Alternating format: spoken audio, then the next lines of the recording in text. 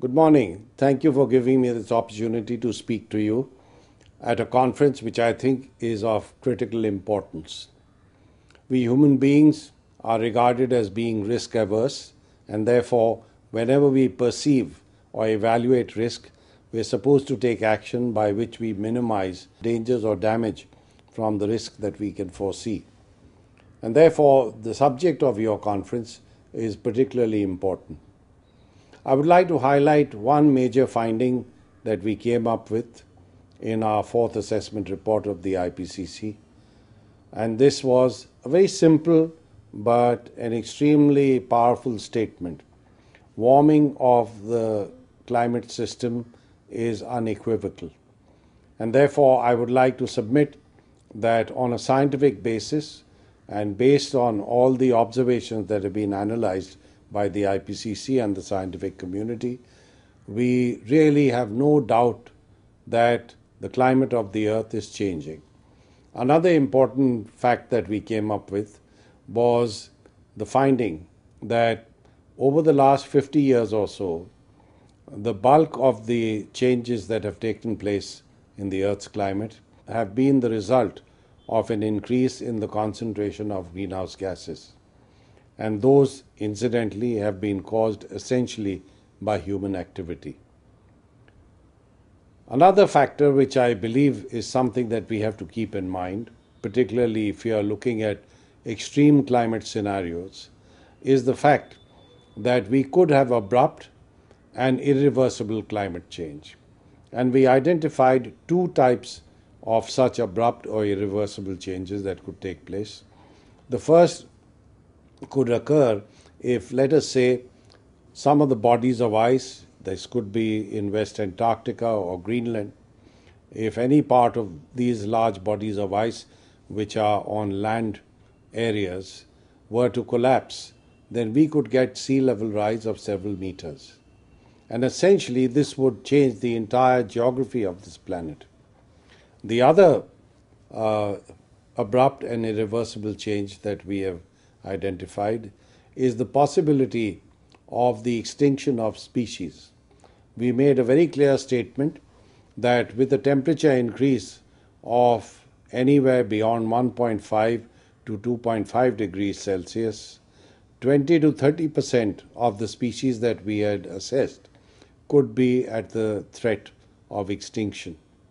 Now, this would really be a terrible catastrophe because we human beings have derived enormous benefit from the richness of biodiversity on this planet and from the species of which we are an essential part.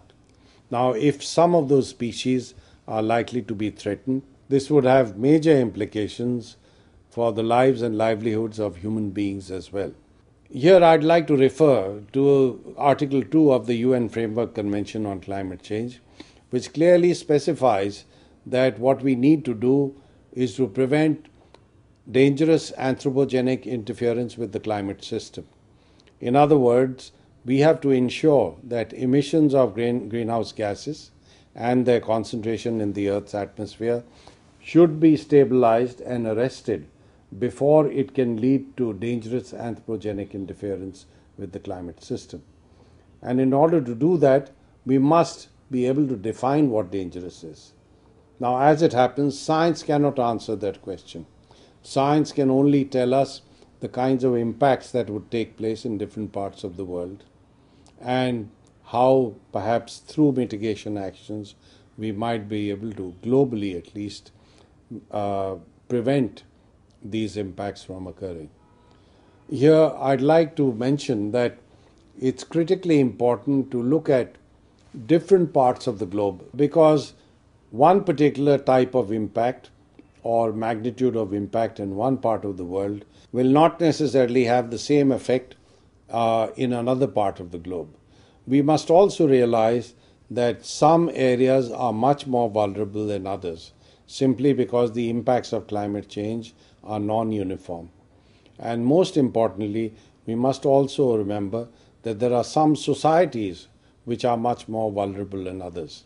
And as it happens, these are some of the poorest sections of society because they don't have the income level, they don't have the wealth, they don't have the infrastructure, nor do they have the ability to invest in those measures by which they might be able to adapt to the impacts of climate change. And therefore, I'd like to submit that this definition of what represents dangerous anthropogenic interference with the climate system is something that will have to be seen on a regional and a locational specific basis.